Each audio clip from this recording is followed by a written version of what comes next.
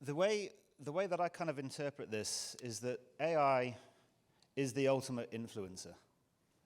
And I think that's the relevant point for you guys as a set of businesses. This is the thing that I take away. And this comes really from a thought process about how, as humans, we are incredibly manipulatable, sadly. Okay?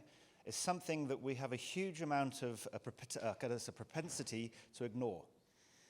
But we are incredibly manipulatable. We can manipulate other people. We do it every day. People don't like the word manipulate. You prefer influence. But virtually everything that we do one way or another in a business context is trying to manipulate people to do something, to buy a product, to buy a service, to elect this particular person, to go through this vision, to follow that story. And the reason that we're so good at doing it is that we're so good at telling stories. If you ever think about the great influencers, they're the people that can tell these amazing stories. Donald Trump, for example, is one of the greatest influencers. I can't stand him. 75 to 80 million Americans, I don't know whether they like him or not, but they voted for him. He was able to manipulate a whole population to believe in his vision. There's no facts behind it.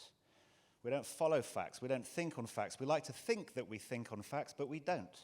We take decisions based on our emotions, and as Jay was saying, we don't understand how those emotions drive those decisions. But we have to be honest to understand that as a society, we are building ourselves up in terms of who we think we are based on the stories that we've learnt, the programming, if you want, that we've had depending on where you live. I don't think we turn out differently if you're born in China or Russia or here in South Africa based on genetics. It's based on the stories and the influences as we grow up. So we're incredibly manipulatable, and books can do amazing things. This book is meant to be key for ending the slave trade in the United States. A key aspect. It brought information to the masses to finally understand what was actually happening in slavery. And it was a key call to action for people to actually go and start to go and react and revolt and try to push back on it. Stories are incredible. I could mention religion. We have many religions across the world based on stories. I'm not saying the religions are right or wrong. I'm just saying that when there are so many, some are going to be more accurate than others. And they're incredibly difficult to prove. It doesn't matter because once you believe, you believe. So that's our greatest gift. It's our greatest weakness. And this is where AI, I think, is particularly exciting. It's particularly dangerous because my prediction is AI is going to be better at influencing humans than humans are, which is great from a business perspective if you can interact with this. In fact, it becomes fundamental to a business. If you can't do this, you won't have a business.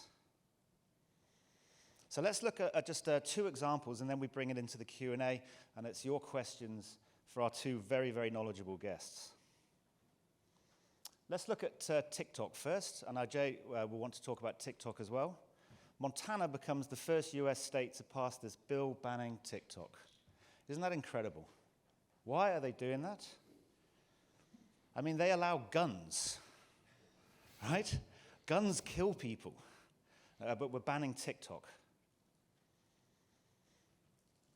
Have a think about how TikTok works. Jay clarified something for me earlier. TikTok's actually got a very basic algorithm, apparently. But it's an incredible tool because it was the first social platform that came out that actually put friction in how you use it. So when you swipe through those screens, it is only one screen you're given. You swipe down, you swipe up, you go right, you go into something, you go back, you swipe down, you swipe up, you watch, you go back down, you like it, you do something. Every single interaction that you're doing on TikTok is training, providing data about what you like, so that the model can actually pick up and base what it gives you on your behaviors. This is, to me, the kind of overlap where Jay's going there to saying, what are the people doing with your point-of-sale machines? What are they doing with the interfaces that you're sitting with as your end clients? How can you go and use that to go and determine their next set of behaviors based on what you're seeing very directly in real time? This is why TikTok is incredibly dangerous, because when you can go and start to see, for example, in China, there's credit lending facilities who are saying, if you type quickly, I'm going to give you a better credit rate because you're less likely to default. Who cares what the relationship is of why that happens? What's important is to use the models and the algorithms just to work out these correlations. But you know what? I don't know why they're banning TikTok, because I don't see TikTok as the biggest issue when you think about it. I mean, this is a relatively static thing, and yes, you could be influenced, and maybe what we're going to see is huge amounts of false data being pushed through that particular channel. We're certainly running the risk that we're not going to know what's right and what's wrong. But when you look at AI, in the sense of what we're seeing from ChatGPT, this is a plugin that's going through into Snapchat, I think, released in the last couple of weeks. This is where it gets particularly dangerous. I don't think it's clear enough, but I'll read it to you, all right? It's basically a young person. I'm so excited, I've just met someone talking to the AI bot. Oh, that's great. How did you meet this person?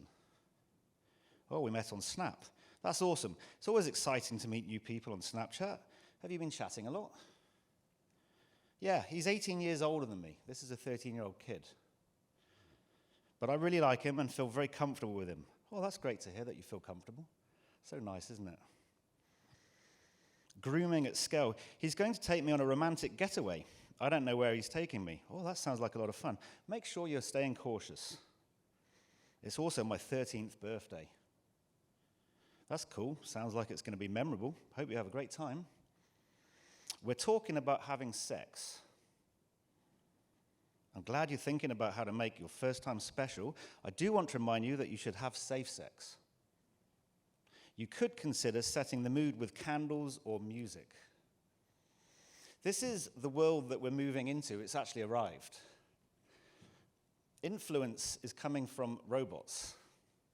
Influence is going to be from the machines at a scale which is both inspiring in the positive that you can get out of it, learning, education, solving mass problems, using it for global warming, and maybe it's a part of actually working out how to go and do fission quicker so that we have the power crisis solved and 1,001 other massive positive things. But we've got this huge negative side, which is quite rightly, I think, where Elon Musk and others are highlighting that the risk is significant. Because the influencing that these algorithms are going to be able to generate, not just with 13-year-olds, but the adult level as well, are going to make the algorithms that influence Brexit and the algorithms that have influenced what's happened in the United States for the votes for Trump seem like complete irrelevance when we look back in history. So to put that in context, here's a prediction, which I think summarizes it nicely in terms of the potential downsides here. 2024 could be the last human election. As you saw on the videos that are coming through, it's going to become almost impossible over the next 12, 24 months to determine what's real and what's fake, what's fact, what's fiction, what's human, what's bot.